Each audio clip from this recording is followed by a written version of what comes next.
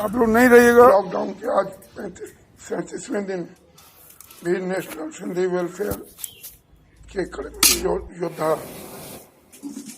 जगह जगह भोजन वितरण कर जरूरतमंदों को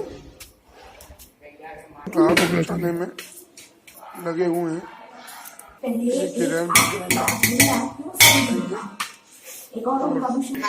यहाँ भोजन वितरण कर रहे हैं। कम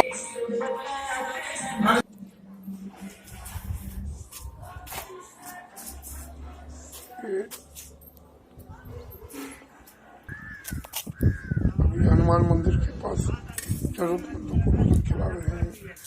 ये Rose public school, Darbhanga public school में लोग बाहर से आए हैं।